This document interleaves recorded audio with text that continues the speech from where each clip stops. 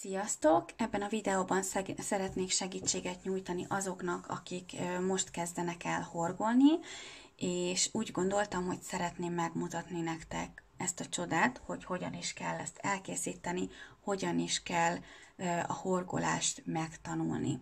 Az elejéről fogjuk kezdeni, a hurok és a láncszemsor kialakítása. Kezdjünk is hozzá. Amit használni fogok, egy aránylag vastag fonál, azért, hogy jól látható legyen az, amit készíteni fogok, és ehhez a fonálhoz egy 4-es horgolótű. A horgolótűt azt mindig úgy kell meghatározni, hogy a fonalakon feltüntetett címkére általában mindig javaslatként fel van tüntetve, hogy mettől meddig terjedően lehet használni a horgolótűket.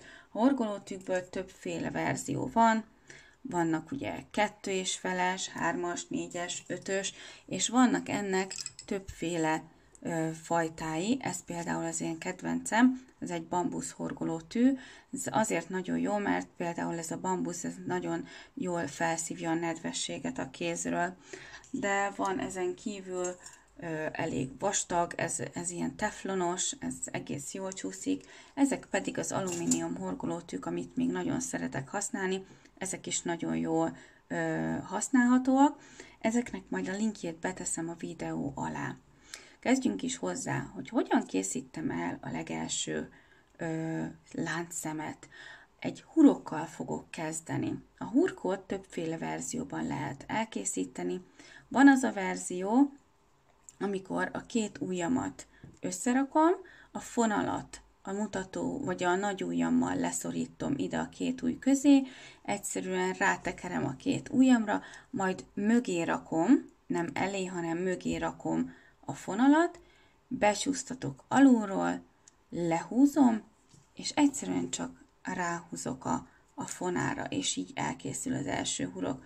Még egyszer mutatom, a kisebbik fele, ez a része mindig felém áll, a másik fele az pedig mögé, az pedig el tőlem. A kisebbik felém, a hosszabbik el tőlem. Összefogom a két ujjammal, rátekerek egyszer ide, és alulról először a horgolótű lefelé áll a kampó része, beleakasztok, és amikor húzom ki, akkor egyszerűen fölfelé fordítom. Itt már fölfelé áll a kampó része. Majd egyszerűen csak ráhúzok. A második verzió lényegében ugyanez, csak itt ehhez egy ujjat használok. Úgy csinálok, mintha csomót akarnék készíteni, ráteszem a tűt, de igazából itt már nem szoktam mögé rakni, ez csak már ilyen megszokás. Lecsúsztatom az ujjamról. A lényeg az, hogy ezt a keresztet itt, ezt mindenképp fogjuk össze, ez itt ne csúszson szét. Fontos, hogy a fonál ne mögötte legyen, ne így alatta legyen, hanem mindenképpen fölötte menjen át, és egyszerűen ugyanúgy bemegyek a kampóba, vagyis hát ebbe a kis lukba, és ezen áthúzom egyszerűen a fonalat, és a hosszabbik végét tudom húzni, és a hosszabbik végével készül a kampónk. És a harmadik verzió az pedig egyszerűen nem tekerem az ujjamra, hanem fogom, és csinálok egy ilyen hurkot. Ennyi. És ugyanúgy, mint ahogy az előbb, bele és áthúzom.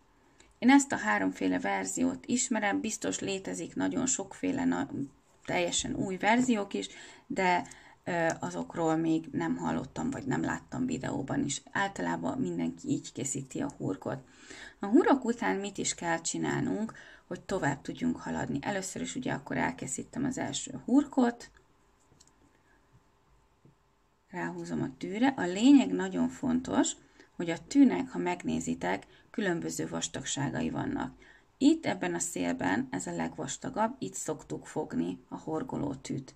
Aztán, ahogy haladok erre lefelé, ez a rész itt általában egyforma, és itt, ahol lecsúszik a fonál róla, ez a rész, ez meg megint csak el van vékonyítva, méghozzá azért, hogyha véletlenül túlságosan szorosra meghúzom a fonalat, akkor az az eset áll fent, hogy nem fogom tudni áthúzni a következő fonalat majd rajta.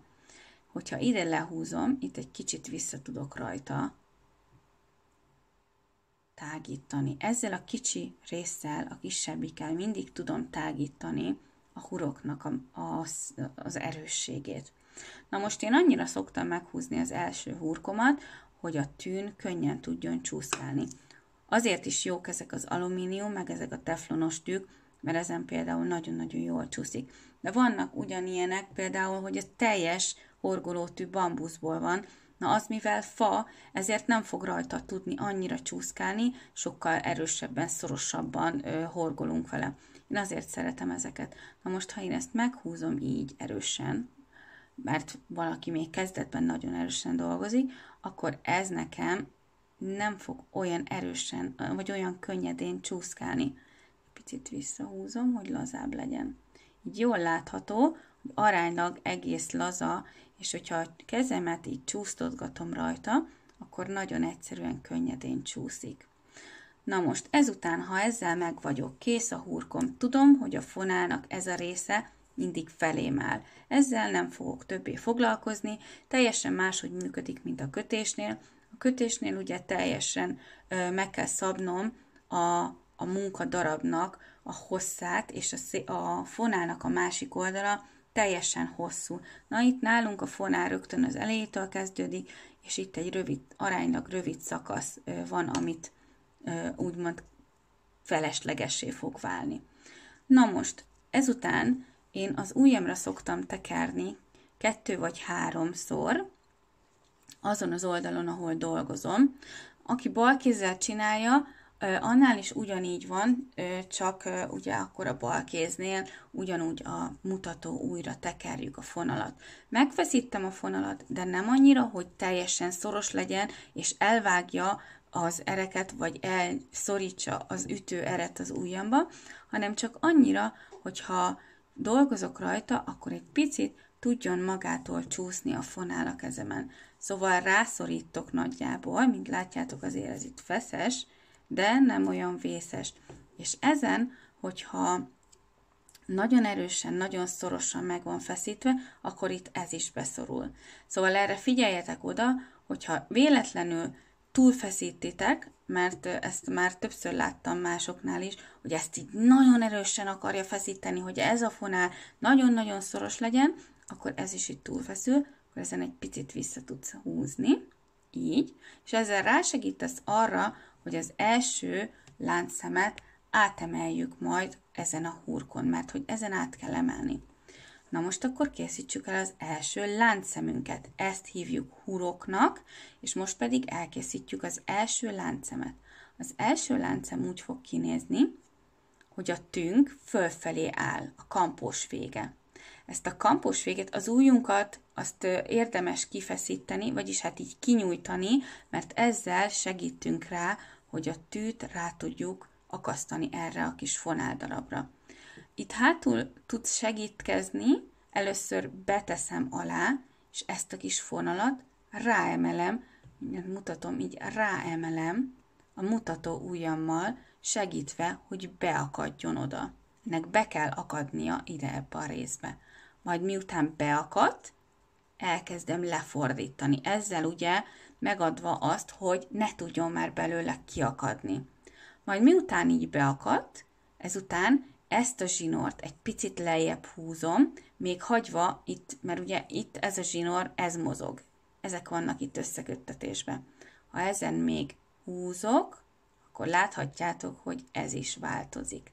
Szóval a szorosságból itt szorítottam, de most visszalazítom picit azzal, hogy ezt lefelé húzom, és itt ezáltal megnyílik a luknak az alsó része, így könnyebben át fog tudni csúszni rajta ez a fonáldarab.